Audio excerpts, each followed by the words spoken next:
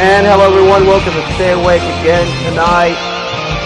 We've got a very big topic to talk about, and that topic is being, of course, Christianity, or the persecution thereof, or as I like to call it, the biggest non-issue in America today.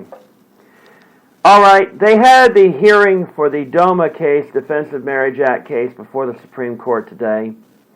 And it looks like, from reading all the legal analysis about how the justices questioned the plaintiff and defendant in the case, it looks like there's a very good chance DOMA will be overturned by the court. Several analysts I've read say there's at least 5 votes, which of course would give it the winning number to be overturned. And of course, there are many conservatives and Christian conservatives who were saying that if DOMA is overturned and gay marriage is legalized in the United States, it'll start the persecution of Christians. Funny? I don't think legalizing gay marriage means that we're rounding up churchgoers and sending them off to concentration camps, or boarding up churches, burning them down, or anything like that, or banning the sale of Bibles or anything like that. I am tired of hearing this whole idea of persecuting Christians because it's absolutely categorically false. Does it mean that Christianity's dominance over American culture is slipping? Of course it is. It's been slipping for a long time. And Christians, of course, don't like that. Or I should say, conservative evangelical Christians don't like it. They like being dominant. They like being the ones to tell everybody else how to live their life, what they can and cannot do. It comes with being on top for so long, or imagining yourself being on top for so long. And that's where I have a problem, because a lot of these people who believe that they're being persecuted or being told they're being persecuted don't realize that it's all about politics. It's not about religion at all. First off, what is real persecution? Real persecution is going on in China. They're persecuting Christians because they will not agree with the Beijing version of Christianity. You know, the funny thing is, Beijing has to approve all papal appointments to the Catholic Church there. Doesn't happen in the United States. Doesn't happen anywhere else. Just in China, or maybe a few other countries that have restrictive regimes, but not in the United States. I don't see, let's face it, I don't see us still taxing churches, even though many churches have taken a blatant political stance and even set up their own PACs, political action committees. The problem I have is that the churches are getting away from actually serving the community and basically being more or less just a political action committee writ large. You know, what is gay marriage going to do to traditional marriage? Not a damn thing.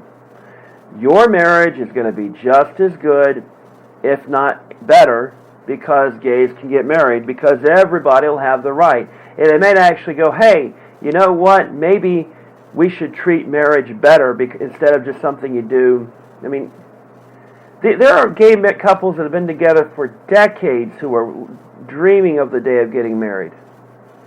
You don't hear that out of straight couples. You know, they get married, and there's somebody who go, oh, we can't get married now because we can't stay married because it's not quite working out. Marriage is a joke. Not because of gays, but because people get into it too damn easily. I mean, I could take a woman off the street, pay her a few $1,000s, say, hey, you want to get married? You know, I can't pay her a few $1,000s because I don't have a few $1,000s.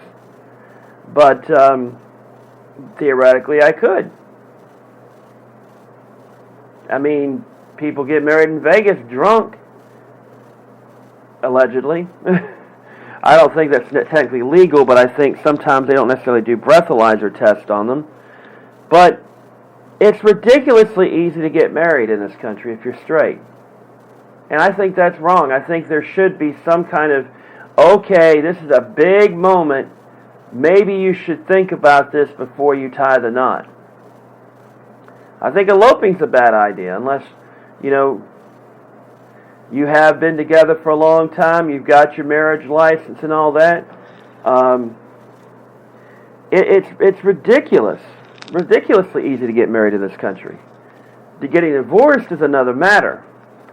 I think, frankly, if you get married and you get divorced and you still have separate properties and no kids or anything like that, it's like, okay, get divorced. But of course, the Christian conservatives want to say, no, it should be harder to get divorced. But it's easy to get married, except unless you're gay. Then it's considered not good by conservative Christians. Why is that? It's not because it's really destroying marriage. No. It has nothing to do with that. And there's one that cited some activist saying we're out to destroy all marriage. That's one activist. That doesn't necessarily mean all the views. If they wanted to destroy marriage, why would gay people be trying to get married in the first place? They're actually probably more serious about marriage than straight people are. Why are they fighting for it so heroically? Basically putting themselves out there to the ridicule of a lot of hateful people, quite frankly. But of course, what do a bunch of people who have been on top for a long time and who see their position slipping do? They start yelling about persecution. They start yelling that if they don't have prayer in schools, they're being persecuted. If they don't have invocations before football games, they don't have prayer, they're being persecuted. Let me set you straight about something. Voluntary prayer is still legal in schools. Last I checked, religious clubs who are not getting school funding are perfectly legal. I've not heard any Fellowship of Christian Athlete organizations being banned outright. Now, there may be some that are having trouble because there are some people, for some reason, the ACLU and such tend to go after the separation of church and state a little too vigorously, in my opinion. And in my opinion, I think it's perfectly fine if a non-denominational, non-evangelical prayer is said before a football game. As long as it's voluntary, as long as someone volunteers to make a prayer, But this idea that Christians are being persecuted in America is the most ludicrous thing I've ever heard in my life. For 2,000 years, over 2,000 years, Christianity has been the dominant religion in Western culture. Okay, maybe not quite 2,000 years. There was a brief period of time when the Romans kind of tried to crush it, but, that's Rome. That's back almost 2,000 years ago. So, for almost 2 millennia, Christ has been the man, influencing everything in Western culture, including American culture. But in America, we realized that there needed to be a separation of church and state. We realized that if we didn't do that, we could devolve into what Europe was devolving into. And by the way, there were still religious conflicts in Europe around the time of the American Revolution. They may not have been as fierce as they once were, but they were still there. You still had Protestants and Catholics battling it out from time to time. The thing is, America has been prideful of its religious freedom and its religious liberty. You can set up a church of any faith in this country, get a tax break, get a lot of benefits for it.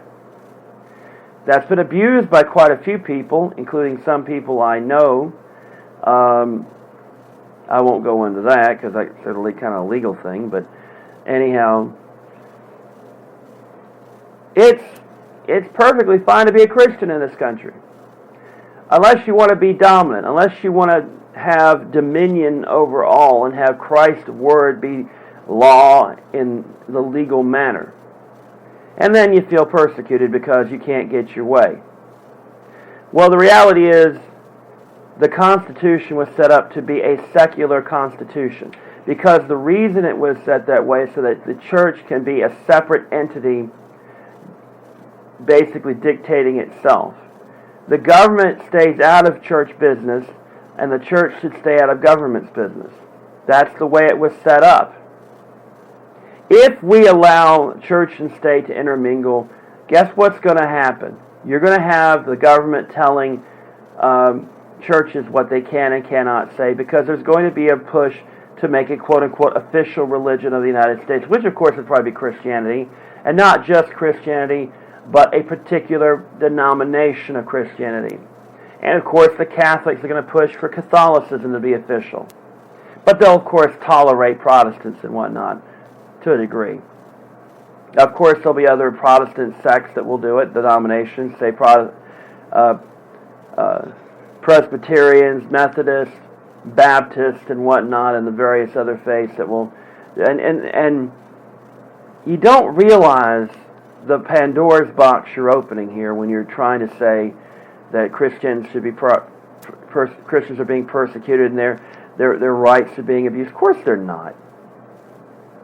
You can still go to church freely every Sunday at 11 o'clock, depending on the church. Some churches have it at 8:30, some churches have it at 10 a.m., some have it at 12 noon, from what I understand. But nobody's preventing you from going to church. Nobody's preventing you from having your Bible in your home to read your Bible wherever you please. I mean, yeah, you can't necessarily do it in school because of the separation of church and state thing. But even then, it's only in certain matters where it's technically banned. I mean, Bible classes, technically, in some cases, they're banned. I've always said that an academic elective class of Bible, along with other world religions, is actually a good thing. It actually would have a context to Western civilization. You can't really teach Western civilization without teaching part of Christianity. And that's pretty much true. But it's when you get evangelical, when you try to convince people to come over to the Christian side. That's where I have a problem, because it's not the state's duty to endorse any religion. That includes Christianity. That includes evangelical Christianity. And that's why you have these battles over the Ten Commandments. Now, do I believe that the Ten Commandments shouldn't be put up in a courthouse? Here's the deal. If it were done voluntarily as a donation by a church, I could see the legality of it, as long as it's not endorsed by, as long as there's a sign there saying this has been provided by such and such Christian group. Then I think that's fine. I think nativity scenes on government property are fine as long as they're not made by the city, as long as they're sponsored and cared for by a church group. Say First Baptist Church puts a nativity scene on city property. There are a lot of small towns across the South that have nativity scenes on city property. They just haven't been persecuted yet, allegedly, by the ACLU, which means basically the ACLU goes, hey, we're going to file a court case against you unless you remove it. And I've always said the ACLU is a little too vigorous about it. I think that, you know, a nativity scene on city property isn't necessarily going to hurt things as long as a Jewish group, if there are enough Jews saying, hey, can we put a Hanukkah scene on there? Sure. If you had enough Jews there to do it, and they provided, as long as they provided it, to me, it's like, I don't entirely want to see the religious right cast down from their dominant position, because they do have the right to worship and all this. But at the same time, they act like that their slipping from dominance is a persecution. They act like that, and not every single one of them does, but a vast majority of them do, sadly. And a lot of it is basically they listen to their preachers and listen to the radio saying that God is being taken away out of schools and such. Last I heard, God was omniscient. He can go wherever he wants to. He wants to go into school, he can go into school. If he wants to go into a massage parlor, he can go into a massage parlor. If he wants to go into a strip club, he can go to a strip club. If he wants to go into a bar on a Friday night to see what the heck's going on there, he can go to a bar on a Friday night if he wants to, because he's God. Now, when it comes to your religious rights, you also have to weigh that against the rights of others. You know, it's like going into a movie theater. Yeah, you've got the freedom of speech, but does that mean you have to necessarily talk really, really loudly? A theater can say, hey, shut up. If you don't be quiet, we're going to remove you from here. You know, it's like yelling fire in a theater. You know, the religious liberty does not mean you can persecute others. It does not mean you have dominance over others. Yes, there is a Judeo-Christian tradition in this nation, but there's also a separation of church and state. And the Judeo-Christian tradition is not government imposed, by the way. It's a cultural thing. And a lot of that is slipping away because more Americans are learning stuff from overseas. We have the internet, we have television, we have radio, we have books and everything that's basically showed us a much wider world than what was presented to us for pretty much the first 200 some odd years of our nation's existence. It's not just about Christ. It's about Buddha. It's about Allah. It's about other faiths. It's about the fact that, hey, if you want to not believe in religion, that's perfectly fine. You know, you don't have to believe in God. You're entitled to not have to believe in God. That's a right. And for some people, they see that as being persecuted. And it's stupid, really. And I read these articles and read these Fox News contributors who were saying that if gay marriage is passed, then Christians will be persecuted. I'm like, and treated as second-class citizens. And I'm like, you know, that's what you're doing to gay people. All gays are wanting is to be treated with respect legally like you. And here's the thing that a lot of people don't like to mention because they don't like to remember this, but a lot of the same arguments against gay marriage were used against interracial marriage. But evangelicals don't want to bring that up because that means, oh my God, they're going to tie us to racism. Well, guess what? You're getting tied to racism because exactly the same thing. The same things were said. Similar things were said. That the intermingling of the races is against the biblical teachings in the Bible and all of this. And I'm like, really? It's really shocking that there are black people or black ministers who are against gay marriage. Who cares? You know, it's not the only reason they had is because they don't. The parents don't want to have to sit down and explain to their kids that some people live by another way. They're Christian parents for some reason, and they're not all Christian parents, but you know the ones, the evangelicals and the very conservatives and such, who basically want to put their child in a bubble and basically mold that child in exactly what they want them to believe. Do you know how many times it actually fails?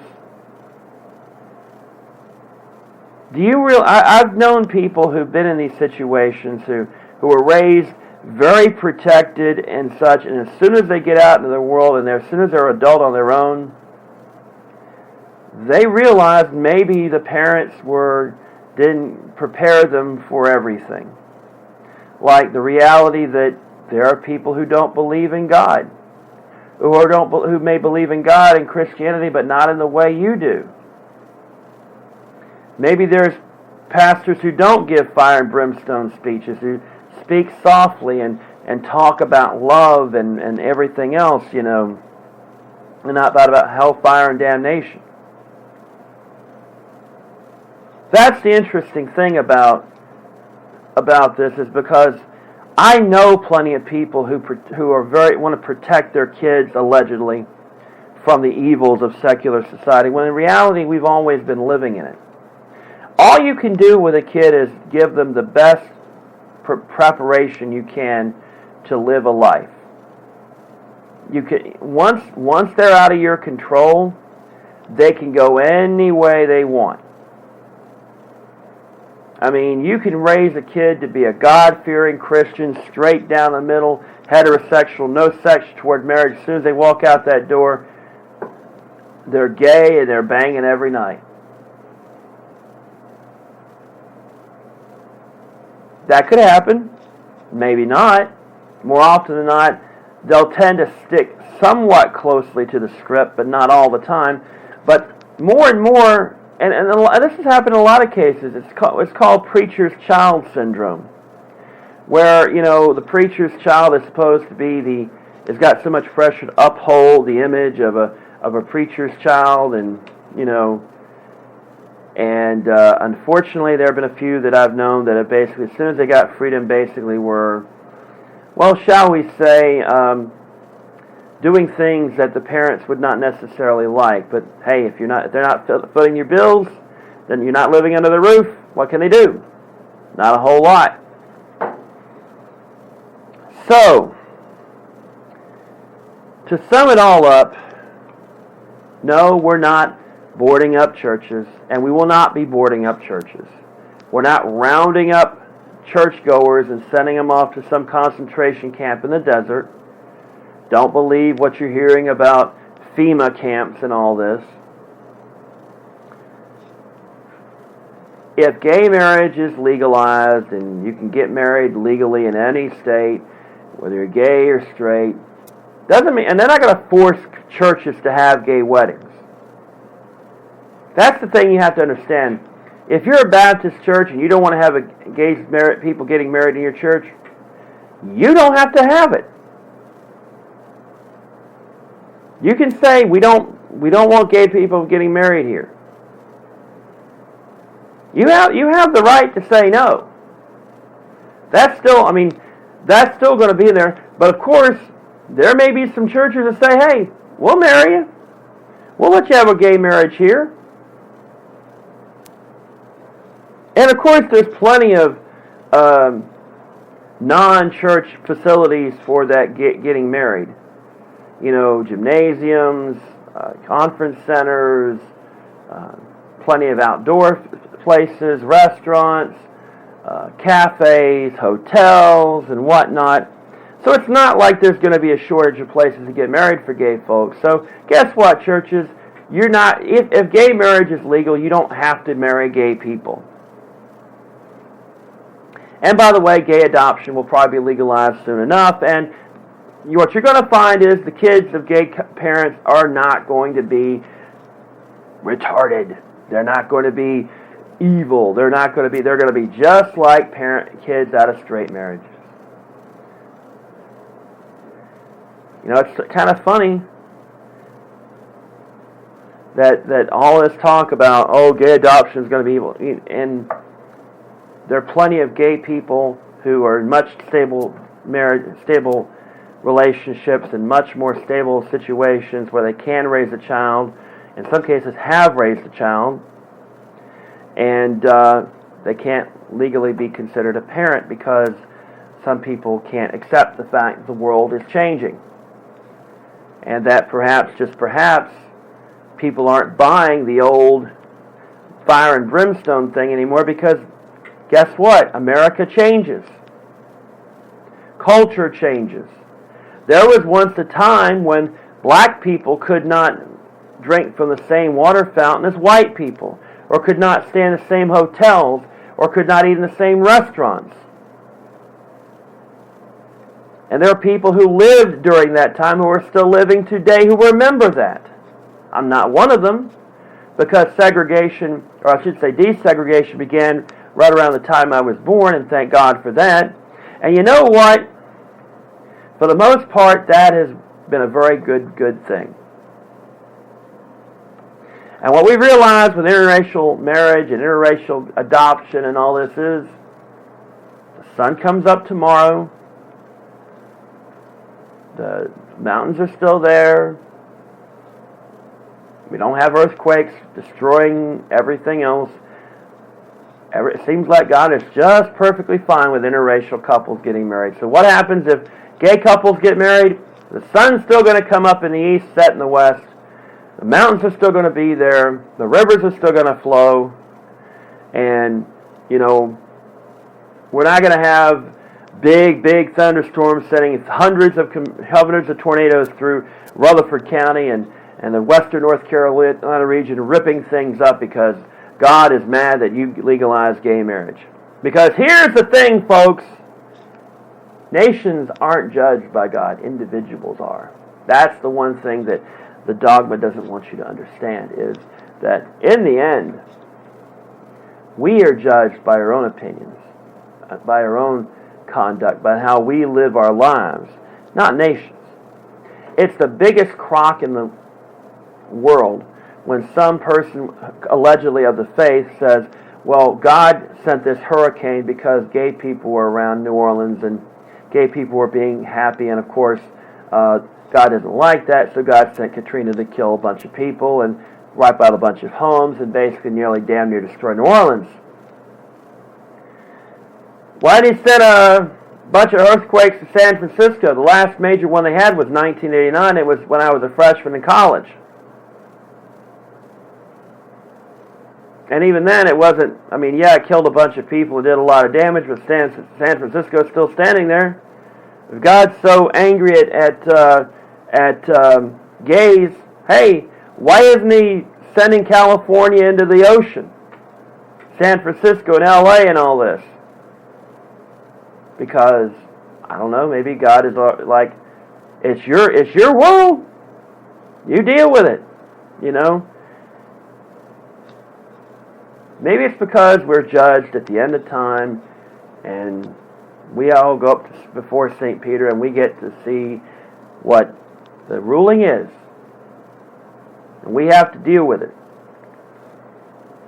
And unfortunately, there are a lot of people who think they're going to be getting a free pass into heaven. They're going to realize when they get to the heavenly gates that, as Lee Corso says, not so fast, my friend.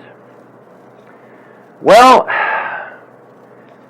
yet another podcast that's probably pissed off a bunch of people, but I had to get that off my chest because, to be quite frank, it's pissed me off today. So let me head off. I will talk to you again tomorrow, whether it's from Reeves or whether it's from home. I don't know yet. We shall see. Good night, good luck, and may the good news be yours.